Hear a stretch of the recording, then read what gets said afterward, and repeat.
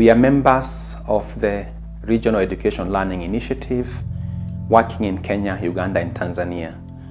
Our work and our vision is rooted in the conviction that our children require life skills and values. This is our way of calling the 21st century skills or social-emotional learning competencies and other terms that are used in other contexts.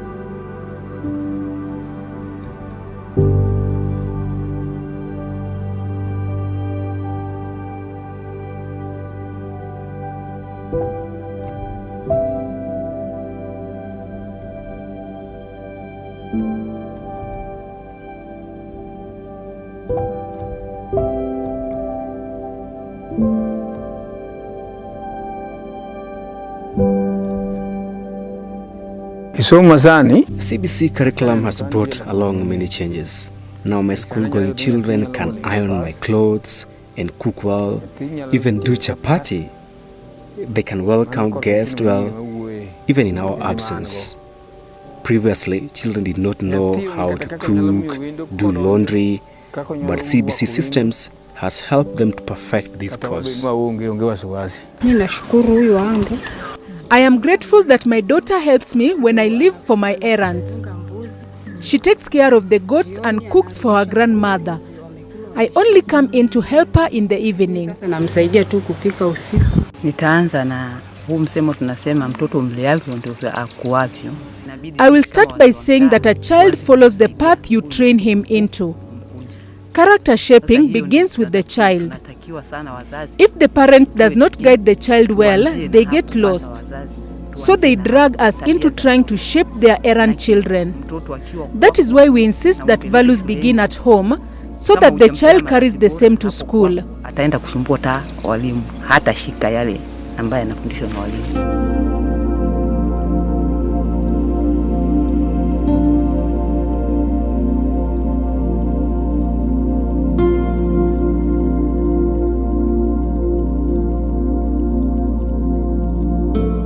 As our students go out there, they need to have acquired the skill or the competency to teach life skills or to integrate life skills in their teaching as well as their values. And more so, they also need to have acquired the competency also to assess the life skills and values.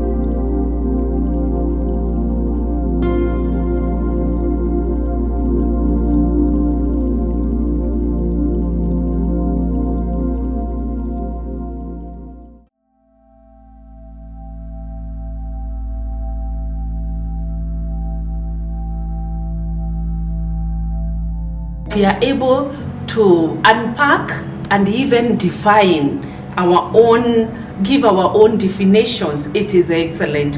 Where we can own, for example, critical thinking and problem solving, we just give it our own definition depending on our context. That is excellent. We have also defined collaboration according to the way we understand it, because that one gives us a ability to meet it or to carry it out depending on our context, not what people think about collaboration is. It is exactly what is on the ground. We embrace team teaching in mathematics, and it has really assisted us very much. So in most cases, both of us, or we can be even three, we go to one class. So we team teach. Before it was not like that. We cannot even collaborate amongst ourselves. Somebody could not even accept someone to go and see how he's teaching in a class.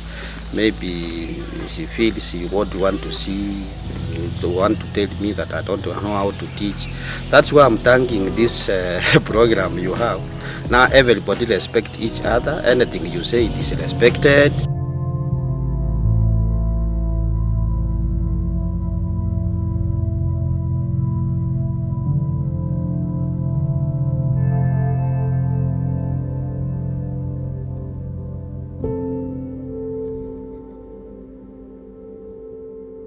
What is critical is the convergence between the contexts and the people that are rooted in context, but also those others that are working in other contexts like the global north context. So this collaboration is featuring many people across divides, government and non-government, East African universities and universities in Europe. That way, we are able to enrich this and ensure that we are reaching far wide and far deep in the impact we are seeking to create.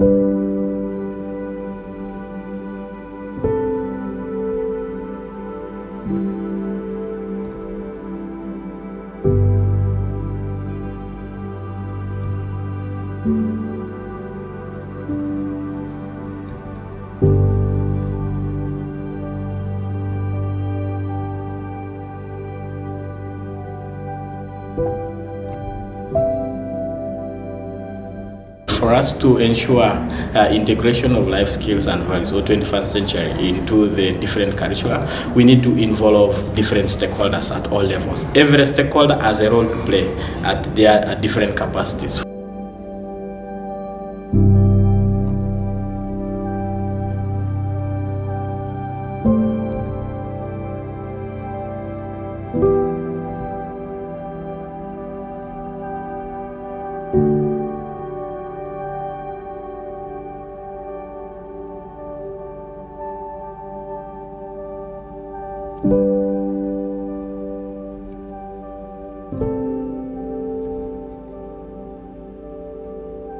Ninavyoelewa mimi kuhusiana na stadi za maisha, stadi ni ujuzi au elimu anayopatiwa mtoto au jamii kiujumla katika kufanikisha malengo. Sasa elimu ninayopata mimi na wenzangu, muda mwingine tunakaa kwa kujadili kitu kizuri. Mfano labda tutakaa katika masomo, unaona, tunajadili kitu fulani, tunakifafanua pale. Ile nayo nadhani stadi ya maisha. So nimefanya na wanafunzi zangu katika kupata elimu. Kwanza ni kujielewa, yani ufate maadili yanayokuzunguka ambayo tulilelewa sisi wazee na wazee wetu ambao waliopita.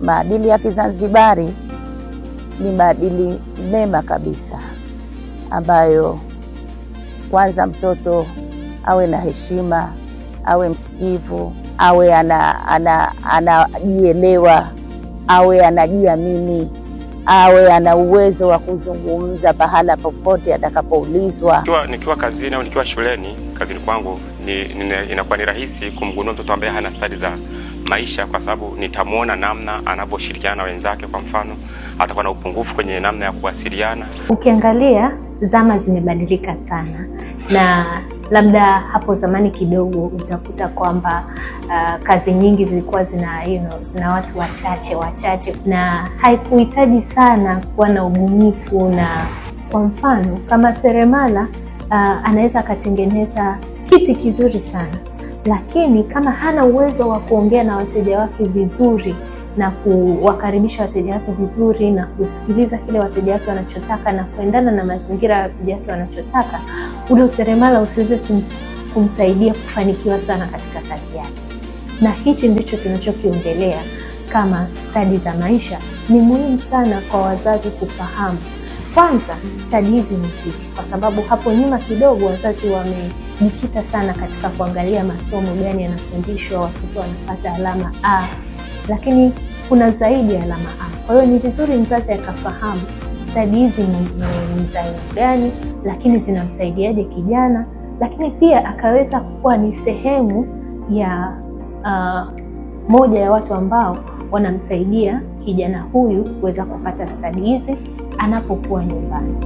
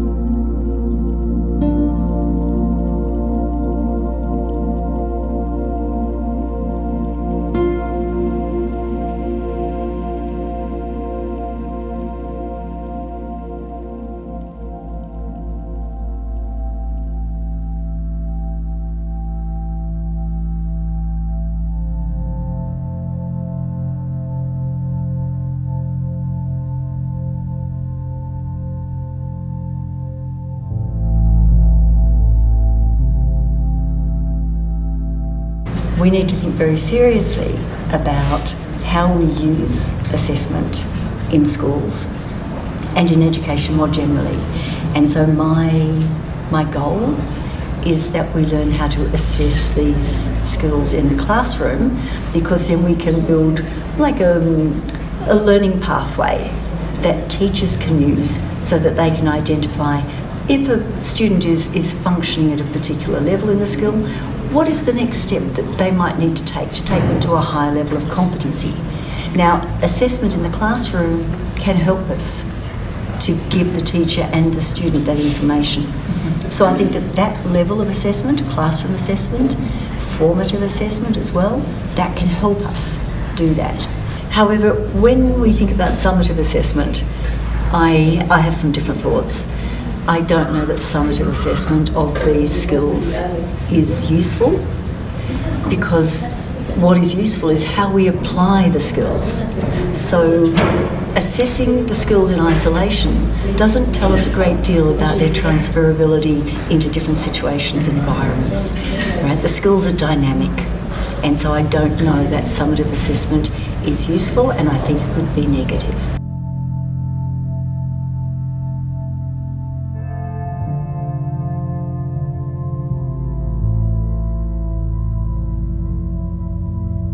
We conducted a household assessment that reached more than 45,000 adolescents in close to 37,000 households.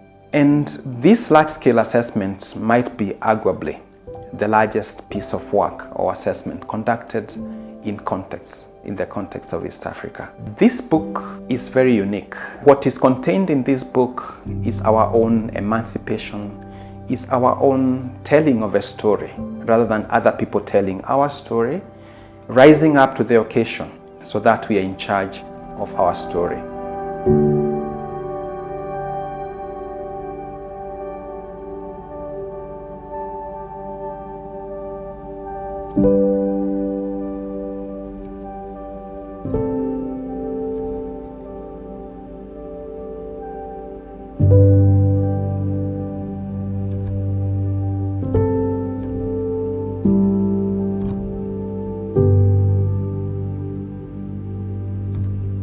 Thank you.